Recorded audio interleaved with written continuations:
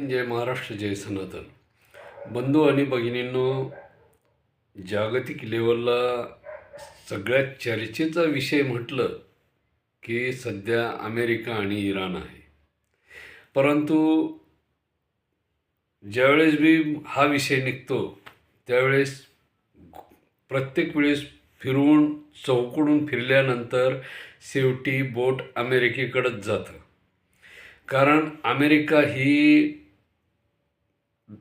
दुसऱ्या महायुद्धापासून म्हणजे 1945 पासून ती महासत्ता झालेली होती. तिला जगावर राज्य करायचे या दृष्टीने तिची पावलं चालू आहेत. तिने मग जगाच्या कानाकोपऱ्यामध्ये ज्या ठिकाणी सुद्धा खनिज आहे, खनिज संपत्ती जी आहे पृथ्वीच्या पोटामध्ये, त्याला अर्थ मिनरल असं म्हटलं जातं, त्याच्यावर कब्जा करण्याच्या दृष्टीने त्याला ज्या ठिकाणी समजा अर्थ मिनरल्स सापडल्याचा उल्लेख झाला किंवा त्या ठिकाणी ही सर्व खनिज संपत्ती आहे असं माहीत झालं की त्या भूभागावर किंवा त्या प्रांतावर अमेरिका कब्जा करायचा प्रयत्न करते. आता हे झालं पृथ्वीच्या बाबतीमध्ये. आता मी तुम्हाला थोडक्यामध्ये सांगतो की गेल्या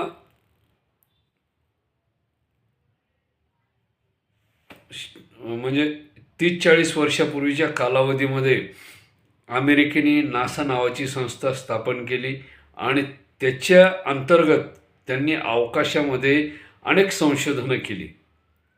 काय केलं आहे की अनेक ग्रह, उपग्रह, त्याच्यानंतर ज्याला आपण आकाशगंगा म्हणतो, त्या आकाशगंगाचा शोध घेतला, अनेक संशोधन केली. परंतु त्यांच्या डोक्यामध्ये काय आहे की पृथ्वी आता राहण्यालायक नाही. काय झालेली, पृथ्वी राहण्यालायक राहिलेली नाही. या ठिकाणी असुशिक्षित लोक राहतात, पृथ्वीवर असुशिक्षित लोक राहतात असं अमेरिकेची धारणा आहे. म्हणजे ज्यावेळेस ते ब्रिटनमधून, फ्रान्समधून, स्पेनमधून अमेरिकेत राहायला आले, कधी 1492ला, आणि 1776ला ज्यावेळेस त्यांनी अमेरिकेची स्थापना केली तेव्हापासून त्यांची धारणा काय आहे की युरोप खंडाच्या बऱ्याचशा भागामध्ये म्हणजे अस्वच्छ लोक राहतात किंवा गचाळ लोक राहतात, अशी त्यांची एक भावना. अमेरिका म्हणजे सर्वश्रेष्ठ उच्चवर्णीय, म्हणजे जे काय असेल ते, आता बाकीच्या गोष्टी मी सांगत नाही, परंतु ज्या आपल्या तत्वामध्ये बसत नाहीत अशा गोष्टी त्यांना किळसवाण्या वाटायला लागल्या. आणि म्हणून त्यांनी काय केलं, अमेरिकेची स्वतंत्र स्थापना केली आणि युरोप देशापासून, खंडापासून ते वेगळे स्वतःला समजतात. आता त्यांची धारणा काय झाली की आम्ही सर्वश्रेष्ठ आहोत, आम्हाला सर्व जगावर राज्य करायचं आहे. आणि सध्याच्या परिस्थितीमध्ये त्यांचे तत्त्व एवढे काही भारी बदललेले आहेत की या जगावर, सगळ्या जगावर आमची हुकूमत करायची, आशिया खंडावर आम्हाला वर्चस्व गाजवायचं, आखाती देशापासून इकडे चायनापर्यंत आमची सत्ता झाली पाहिजे असं त्यांच्या डोक्यामध्ये. आणि तेवढ्यावर भागत नाही तर अवकाशामध्ये चंद्र असेल, शुक्र, मंगळ, बुध, जे काही ग्रह वगैरे आहेत, गुरु, नेपच्यून, युरेनस, या सर्वाच्या वरती त्यांनी स्वतःचं एक साम्राज्य निर्माण करायचं त्यांनी ठरवलेलं आहे. आणि काही दिवसापूर्वी त्यांनी क्युरॉसिटी नावाचं उपग्रह मंगळावरती पाठवलेलं आहे. ते यंत्र त्या ठिकाणी काम करत आहे, त्यांना पाहिजे ती माहिती अमेरिकेला पाठवते आणि त्यांच्या आशा निर्माण झालेल्या आहेत की भविष्यामध्ये आपण मंगळावरती वस्ती करून राहू. या ठिकाणी ही गलिच्छ झालेली पृथ्वी, किंवा मग ह्या पृथ्वीचा एक प्रकारे आपण काय करू, नायनाट करू, काय या पृथ्वीचा नायनाट करू आणि या ठिकाणची जी सजीव सृष्टी आहे ती नष्ट करून आपण मंगळावरती राहायला जाऊ, अशी त्यांची स्वप्न आहेत.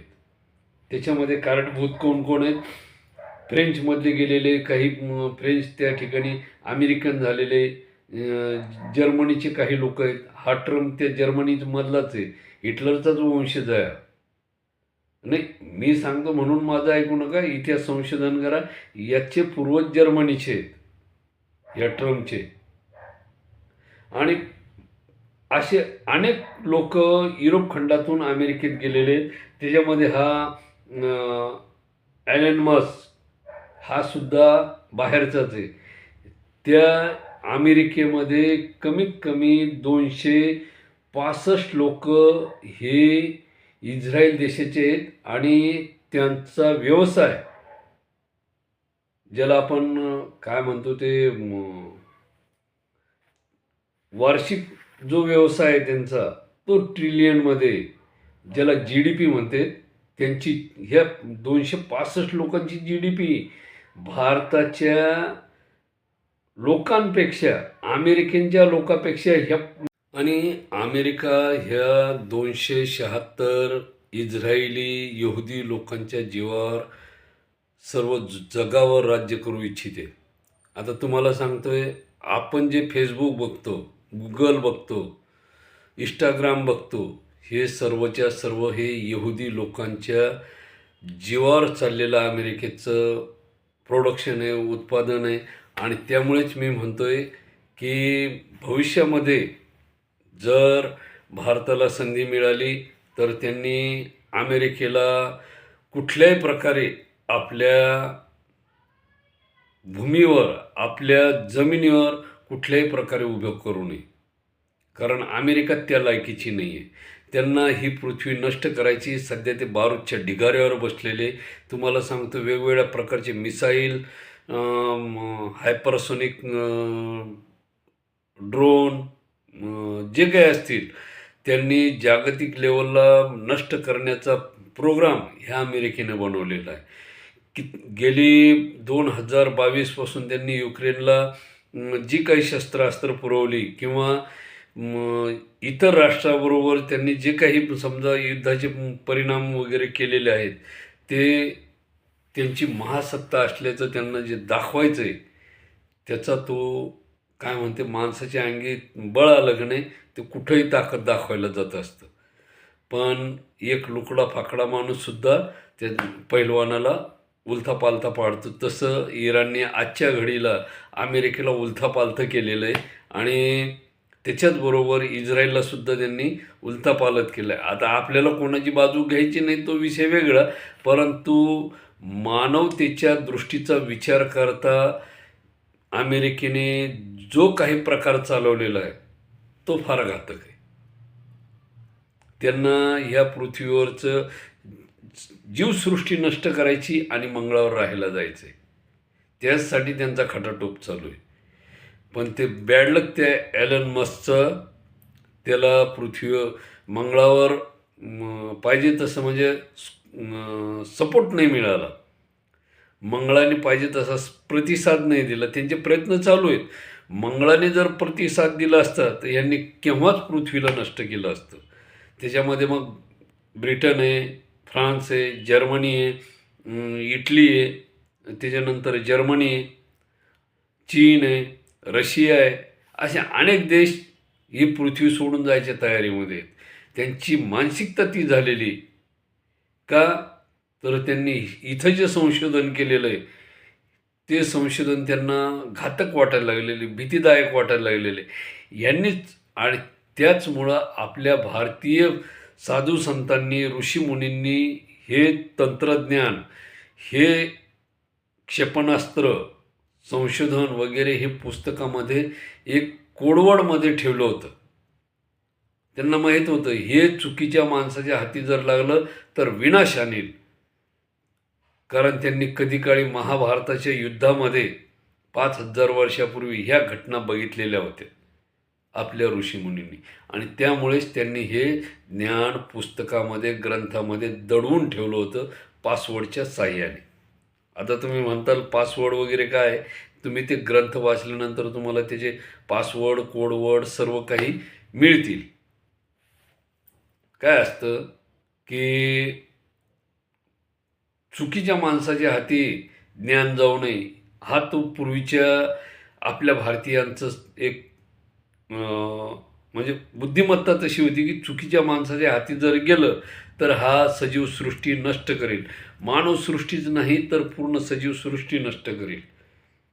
त्याचं कारण ते होतं म्हणून त्यांनी ते ज्ञान सर्वसामान्याला असं उघड करून सांगितलं नाही. जे लोक सांगतायत किंवा ठराविक लोकांनाच संस्कृत वाचण्याचा अधिकार का होता, तर ते आता तुमच्या लक्षात येत असेल की संस्कृत वाचण्यासाठी, समजवण्यासाठी, समजून घेण्यासाठी ठराविक माणसाला त्याचं बंधनं होती. कारण हा विनाश त्यांना माहीत होता की जर चुकीच्या माणसाच्या हाती जर गेलं, कमी बुद्धीच्या माकडाच्या हाती गेल्यावर त्याला काय ते फटाका आहे, अनुभव माहीत, त्याला काही घेणं नसतं, ते फोडणारच ना. ते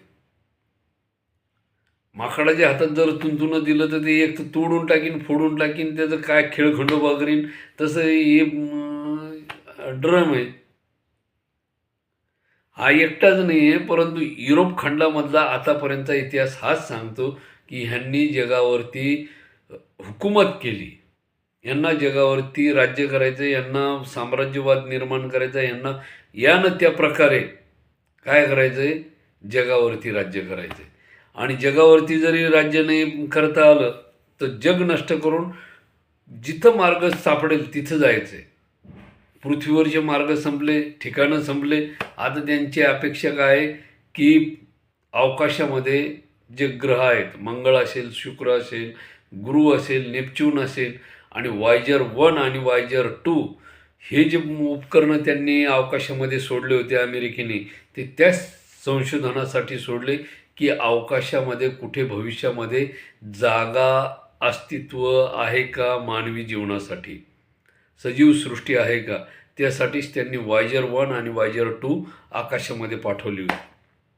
आज ते आपल्या सूर्यमालेच्या बाहेर गेलेले आहेत, तो भाग वेगळा. आणि त्यांनी भरपूर काही त्यांच्याकडे माहिती प्राप्त झालेली आहे अमेरिकेकडं. त्यांच्या संकल्पना वेगवेगळ्या असतील, तो भाग वेगळा. परंतु त्यांचं ध्येय एकच आहे की भविष्यामध्ये पृथ्वीवरील जीवसृष्टी नष्ट करणे. जर आम्हाला राज्य करता नाही आलं तरी चालेल, पण जीवसृष्टी नष्ट करणे हाच आमचा मुख्य हेतू. त्यांनी आता पहा तुम्ही किती संशोधन म्हणजे डेव्हलप केलं की ते अणुबॉम्ब असेल, परमाणु बॉम्ब असेल, हायड्रोजन बॉम्ब असेल, कस्टल बॉम्ब असेल, ते ड्रोन असतील. त्या ड्रोनमध्ये समजा अर्धा किलो 1 किलो युरेनियम टाकलं तर त्या युरेनियमच्या स्फोटाने किमान 20 किलोमीटरचा परिसर नष्ट होऊ शकतो. एवढी ताकद त्या युरेनियममध्ये आहे. म्हणजे ते किती पॉवरफुल आहे. म्हणजे हा जो शोध लागला हा मानवाच्या दृष्टीने हितकारक आहे की अहितकारक आहे, तुम्ही शोधा. तुम्हाला काय योग्य वाटतं मला कमेंटमध्ये कळवा. जय हिंद, जय महाराष्ट्र. लाईक करा, शेअर करा, सबस्क्राईब करा आणि मानवाच्या हिताच्या दृष्टीने तुम्ही विचार करा. आणि अमेरिका चूक की इराण चूक की आपण चूक याचं संशोधन करा. जय हिंद, जय महाराष्ट्र, जय सनातन. धन्यवाद.